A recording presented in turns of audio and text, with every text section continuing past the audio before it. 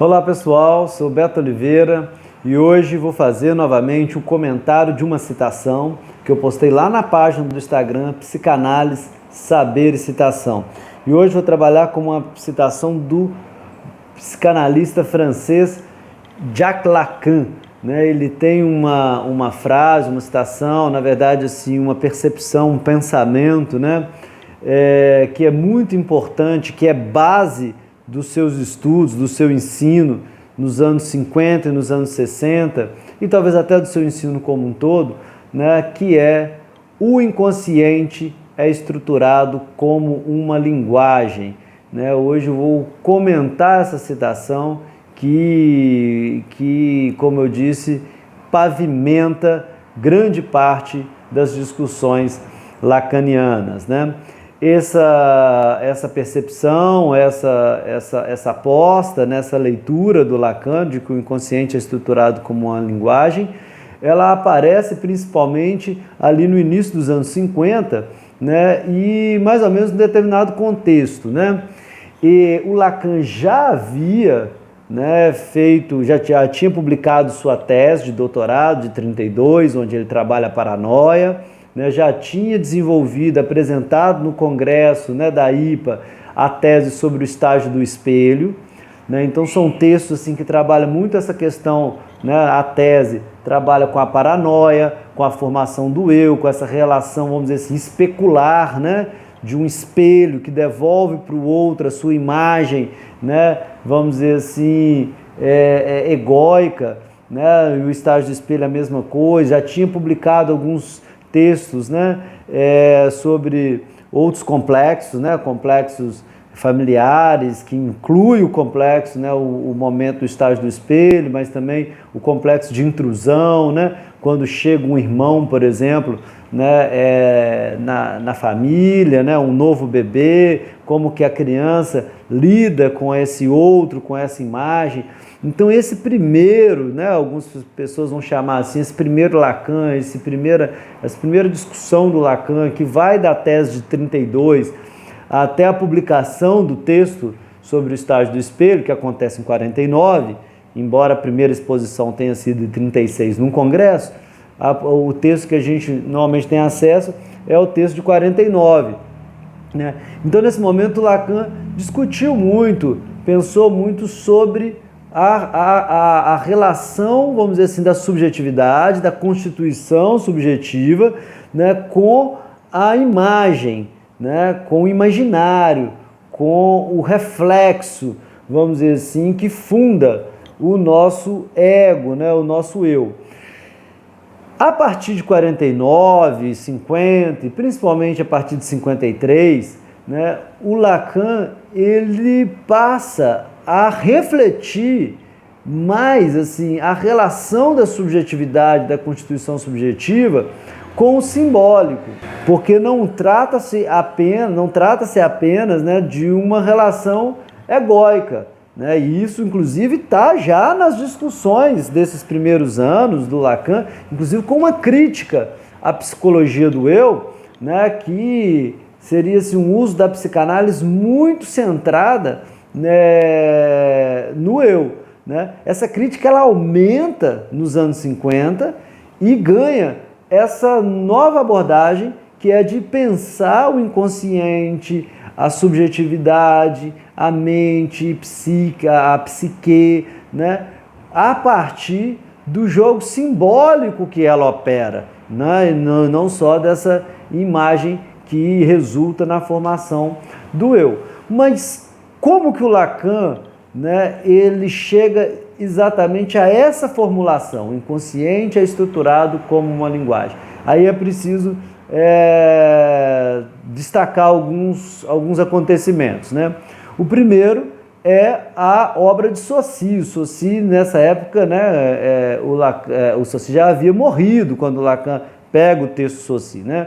Saussure, Ferdinand Saussure, ele é um autor que vai se debruçar, assim, talvez um pioneiro, a se debruçar na discussão linguística a partir de fundamentos, vamos dizer assim, mais científicos, de uma leitura né, que se pretende científica da linguagem, né, e principalmente a partir de uma perspectiva de estrutura, de ordenamento. Então o Saussure não quer estudar exatamente uma língua, ele quer estudar as regras, vamos dizer assim, fundamentais de todas as línguas. Todas as línguas operam, por exemplo, com diferenças de significantes, né? Uma palavra, um significante, ele tem um posicionamento dentro de um sistema que só faz sentido em oposição, em diferença a outros, né?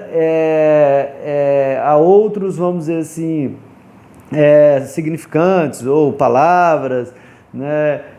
Ou elementos, né? Os signos, né? Então, essa é uma premissa que o Saussure, por exemplo, parte, que vale para todas as linguagens. Então, o Saussure está muito preocupado com isso, não exatamente com o estudo de uma linguagem, mas com o estudo de uma estrutura, de um ordenamento, de uma regra da linguística que valha para todas as línguas, né? Então, inclusive, podendo estudar línguas mortas, latim, sânscrito, né?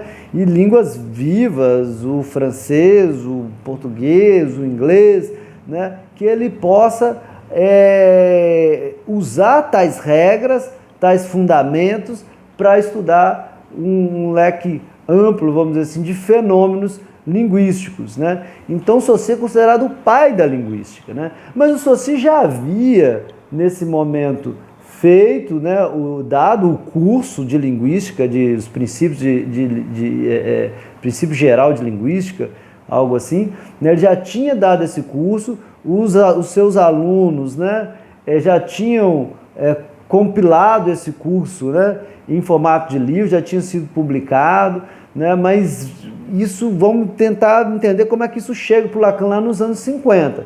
Mas o primeiro movimento que é importante a gente compreender é essa dedicação, vamos dizer assim, de Saussure a estudar a língua a partir dessa perspectiva, né? Mais contemporâneo do Lacan, a gente vai ter outros dois teóricos fundamentais para levar Lacan nessa direção, né, de pensar o inconsciente estruturado como linguagem. Um é o antropólogo Claude Lévi-Strauss, porque o que o Lévi-Strauss vai fazer? Né, o Lévi-Strauss vai publicar, em 1949, né, um livro que chama Estruturas Elementares do Parentesco, em que ele vai aplicar essa lógica do Saussure, né? Então, qual é a lógica? A lógica de pensar regras elementares, estruturais, para as relações, no caso do Saussure, para a linguagem, no caso do Lévi-Strauss, para as relações de parentesco. Então, quais são as regras fundamentais e estruturais que a gente pode encontrar em todos os povos, né? Então, a proibição do incesto é uma regra desse tipo, fundamental, estrutural, né? Isso vai estar lá nesse livro do Lévi-Strauss, Estruturas Elementares do Parentesco, né? Então, o Lévi-Strauss ele vai importar a lógica saussuriana para a antropologia, inclusive defendendo uma antropologia estrutural, nome de um dos livros dele também, né? E ele vai dar uma importância muito grande à questão da função simbólica, ou seja, de como também nas relações de parentesco tem algo que funciona de forma semelhante aos significantes do Saussure. Então tem oposições, né? O pai, mãe, pais e filhos, né? Avós, tios, tem um jogo de estruturas, de elementos que também ganham sentido simbólico, né? Nesse jogo dos povos, da antropologia, né? Então ele vai estudar, vai, né, publicar nesse mesmo ano de 49 um texto, né, sobre a função simbólica, estudando uma tribo panamenha, né, que através da palavra do xamã, né, isso tem uma eficácia simbólica, o nome do texto, salvo engano, é esse, né? A eficácia simbólica, né? Ou seja, a partir de elementos simbólicos, do lugar que aquele membro ocupa dentro daquele povo, das palavras que ele diz, né? E ele vai dizer assim, olha, o jogo simbólico tem um efeito na cultura, tem um efeito nos mitos, O Lévi-Strauss vai estudar os mitos a partir desse fundamento também, né? De que existem jogos como se fossem os significantes, né? Que ele chama os mitemas, né? Ou seja, tem alguns componentes do mito que formam como se fosse, entre as fonemas, palavras, né? Que ele vai chamar dos mitemas. Então, o Lévi-Strauss ele vai fazer já essa importação, vamos dizer assim, da linguística de Saussure, do estudo que o Saussure faz e dessa lógica do Saussure, que a gente já pode identificar ali uma lógica estruturalista, embora o Saussure não use exatamente esses termos, né, de estrutura, mas ele está procurando as regras fundamentais, né, do fenômeno linguístico. O Lévi-Strauss vai buscar as regras fundamentais dos fenômenos antropológicos, né? E um outro autor que também é importante para o Lacan nesse momento é o outro linguista, né? O Roman Jakobson, que vai, aí ele é também um linguista, vai comunicar ainda mais com Saussure, né, nessa perspectiva, que vai ler a fala, vai pensar a função da linguagem, né, e principalmente explorando a função da fala a partir também desse movimento de regras estruturais, né? Então, quais que são as funções básicas estruturais da fala, e vai estudar muito sobre o fonema, né, sobre a função da linguagem, da comunicação e tudo mais, né? Bom, o que isso tem a ver com Lacan?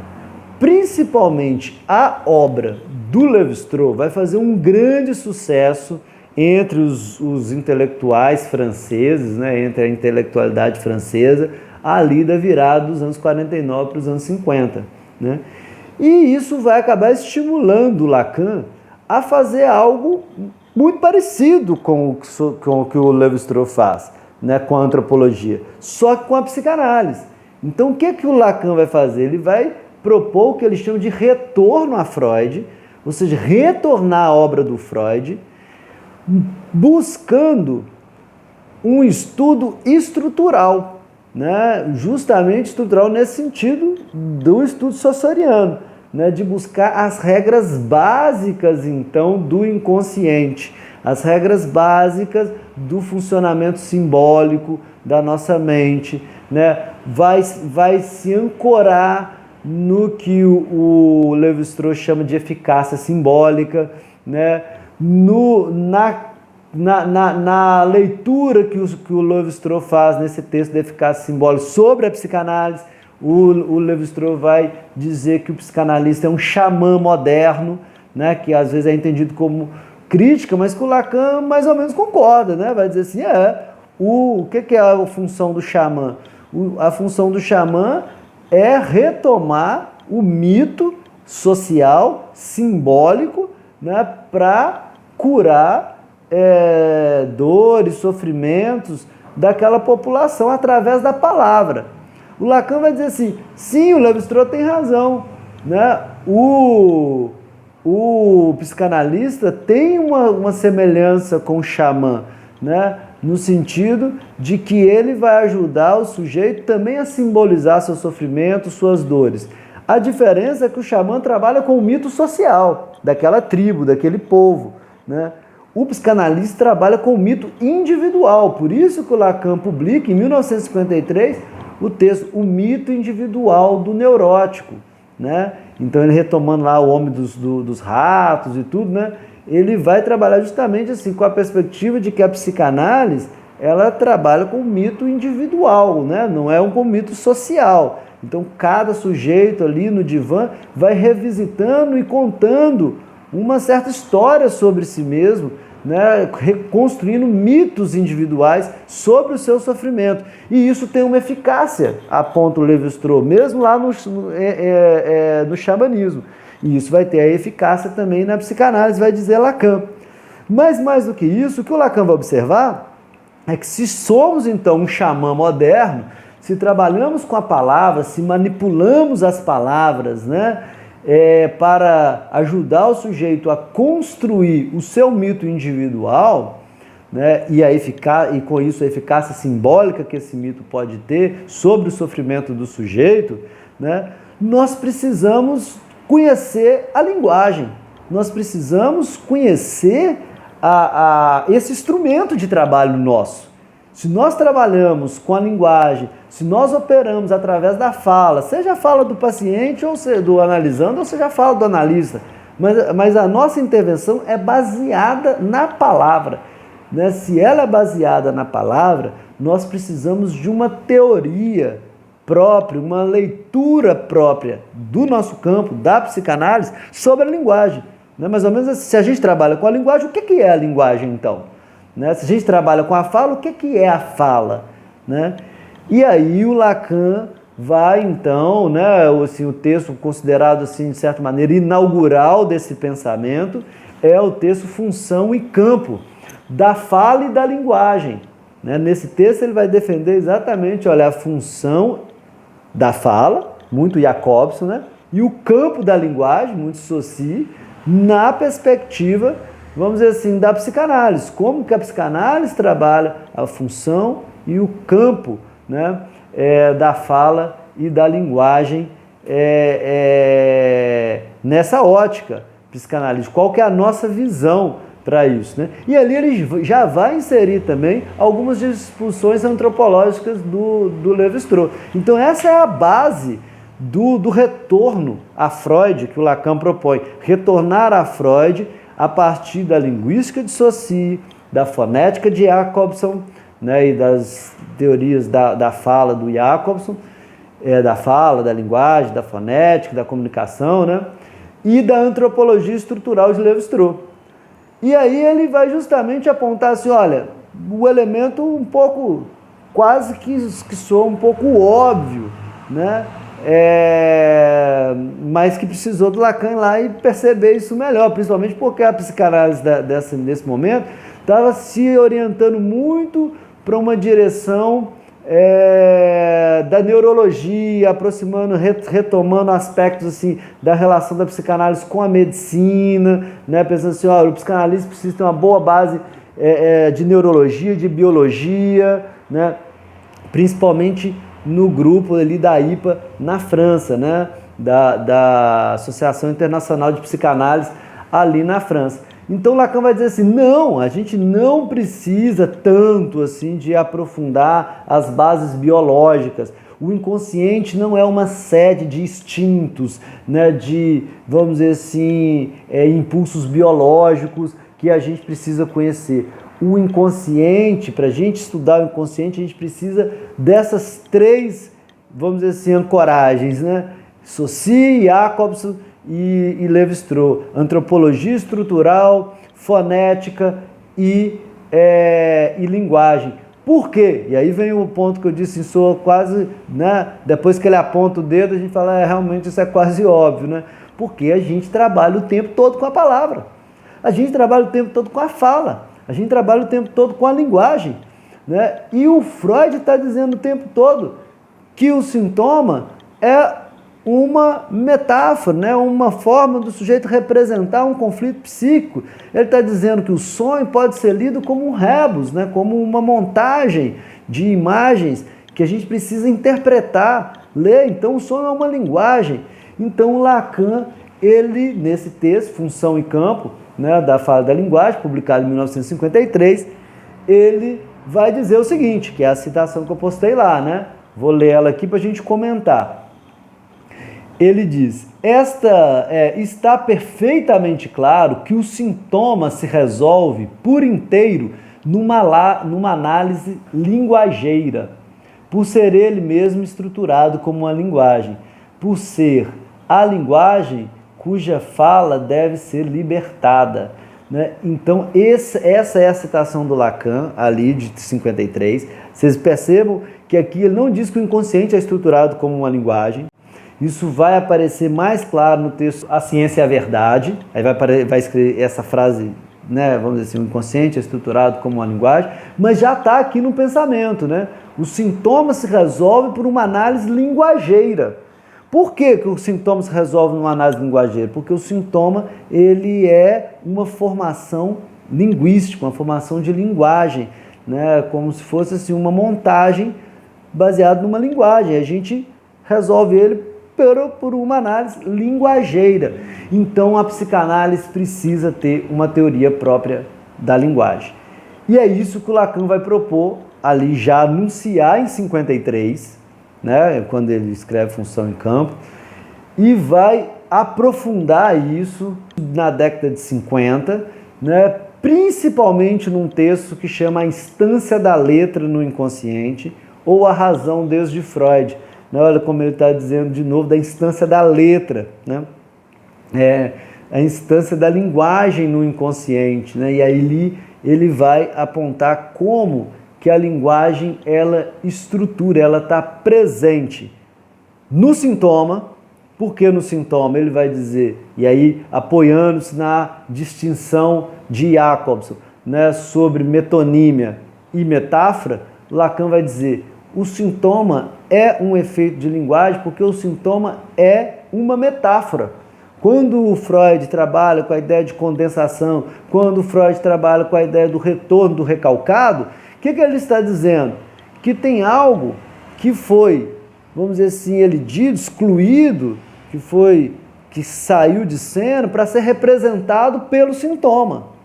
Né? Isso é o efeito da metáfora. A metáfora é exatamente isso, né? E aí apoiando-se lá em Jacobs. Né? A metáfora é quando um significante aparece no lugar de outro.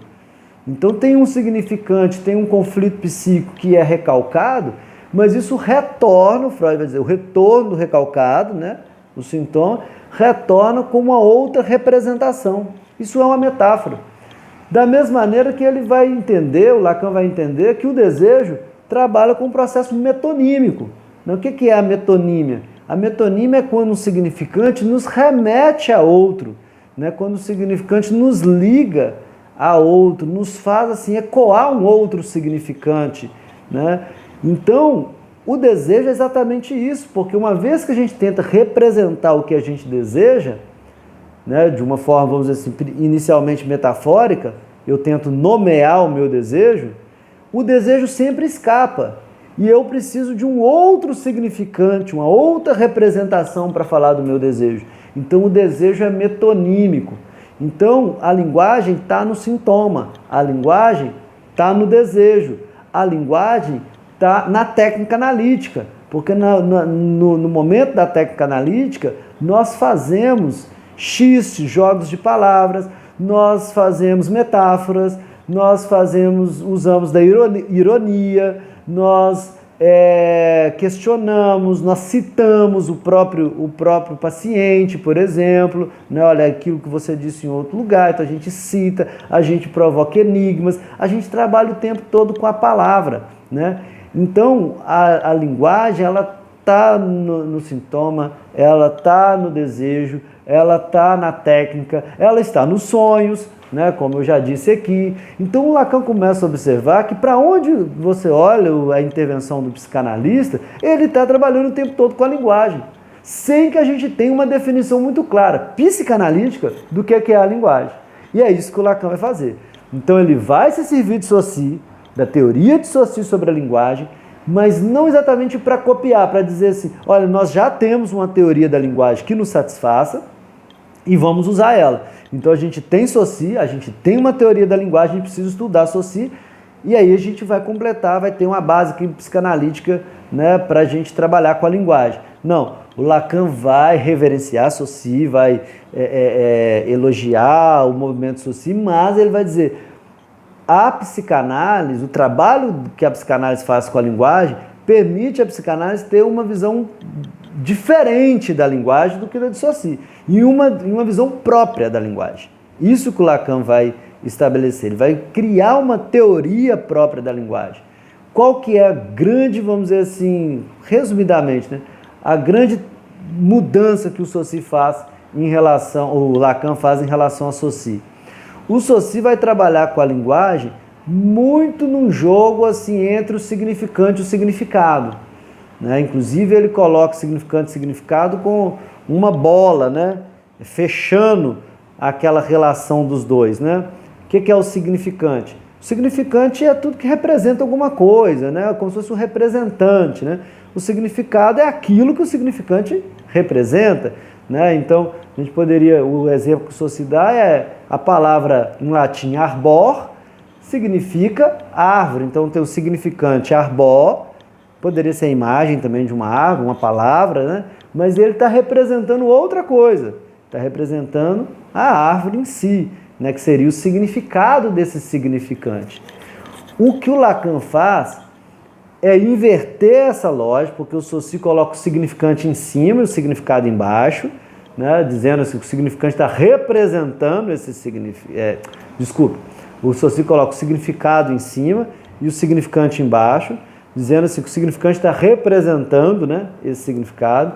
O Lacan vai inverter isso, colocar o significante em cima da barra e romper com esse círculo que fecha, que acaba fechando, né, a relação do significante com o significado. Por que o Lacan diz isso? Faz isso, né? Porque para o Lacan o trabalho psicanalítico nos ensina que não existe esse significado puro, né?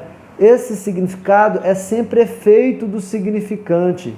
Então não existe o significado árvore que vai ser representado por um significante, qualquer que seja ele.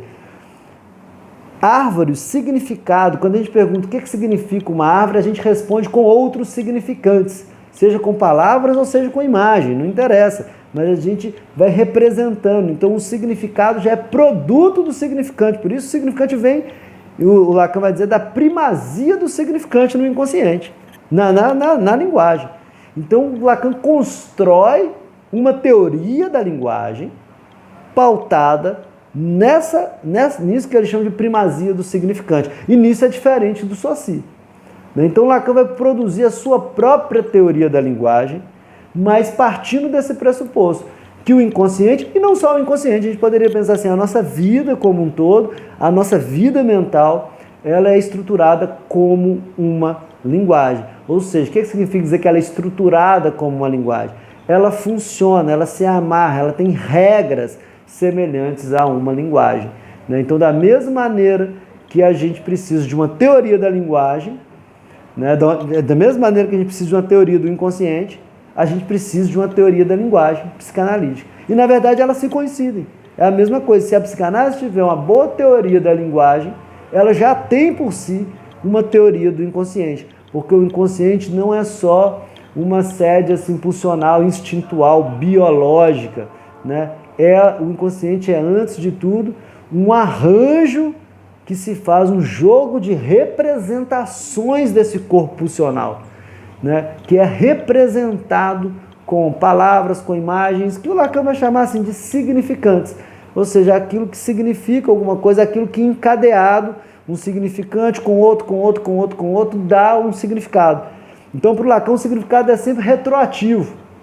Não existe assim, o significado, primeiro existe a mãe, o bebê nasceu, e aí ele vê a mãe, e ele escuta a palavra mãe, vai lá e representa a mãe. Não, o significado da mãe não existe ainda.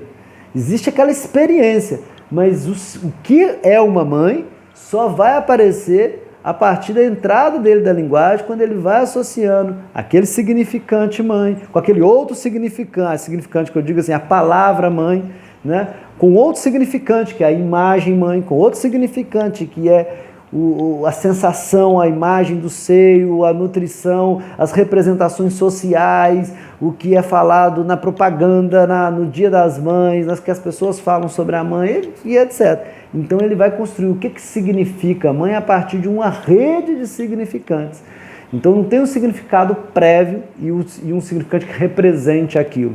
Então para o Lacan é um conjunto de significantes que vai resultar num significado. Então o significado é retroativo. Por isso que a teoria do Lacan, a teoria linguística do Lacan, a teoria que o Lacan elabora sobre a linguagem, ela é próxima da do Saussure, mas com algumas mudanças. Eu falei de algumas aqui rapidamente, mas tem outras, e o Lacan vai fazer isso, vai usar disso como base do seu retorno a Freud. Vamos retornar aos textos do Freud, reler Freud a partir dessa apropriação que a psicanálise pode fazer, né, da linguística do Saussure, da antropologia do Lévi-Strauss, da fonética de Jacobs, né, e com cada uma delas o Lacan vai dar a sua pitada, né, mas principalmente com o Saussure, porque é o ponto fundamental para o Lacan.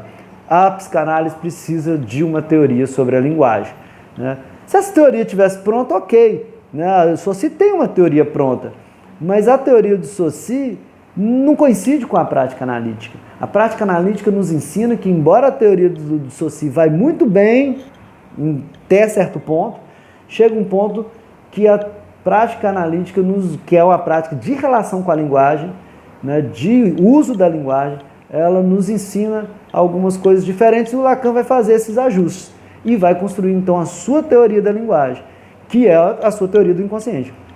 Então, para o Lacan, o inconsciente, a mente psíquica, é uma máquina, vamos dizer assim, de representações. Uma máquina que não só recebe os estímulos biológicos, corporais, mas representa e combina e faz articulações, né, entre eles e que segue certas regras, que são as mesmas regras da linguagem. Por isso o inconsciente funciona como uma linguagem, por isso o inconsciente se estrutura, se sistematiza como uma linguagem. Isso vai orientar os estudos do Lacan nos anos 50, 60, né? Os textos fundamentais talvez sejam esses, né? Função em campo, Instância da Letra, em 57, em 55 tem, né, o seminário sobre a carta roubada, 53, 55, agora estou na dúvida, enfim, que também trabalha muito com a letra, né, com a linguagem, com a função da linguagem ali, né, e do significante carta, né, que tem ali no conto do Edgar Allan Poe, né? Enfim, aí o Lacan vai tirar vários desdobramentos, né? Ele vai ler o sintoma a partir da teoria da linguagem, vai ler o desejo a partir da teoria da linguagem, como a metonímia, o sintoma com a metáfora, vai ler interpretações dos sons a partir da linguagem e vai basear o seu ensino a partir da sua própria teoria da linguagem, que não veio do nada, vem de Saussure, vem da leitura do Lévi-Strauss faz sobre Saussure, vem das leituras que Jacobs faz sobre Saussure, mas vem também do que o Lacan acrescenta de novo a partir da sua prática analítica e a partir das teorias psicanalíticas de Freud e de outros psicanalistas da sua época. Ok? Então é isso, o inconsciente é estruturado como uma linguagem. Eu tenho um curso, né, que está no Hotmart, quem tiver interesse, né, de adquirir um curso sobre introdução à psicanálise lacaniana, em que uma aula inteira é dedicada ao texto Instância da Letra no inconsciente e essa retomada toda, passando pela função em campo, mito individual do neurótico, eficácia simbólica, Lévi-Strauss, Jacobs, tudo mais, eu faço uma discussão nessa aula, né? O curso tem vários temas da teoria lacaniana, inclusive uma aula com esse título, Inconsciente Estruturado como uma Linguagem. Quem tiver interesse, vou deixar o link aqui para você adquirir ou faça contato comigo. Então é isso, né? Depois eu volto com mais comentários sobre as citações que eu tenho postado lá na página Psicanálise Saber Citação. Aquele abraço.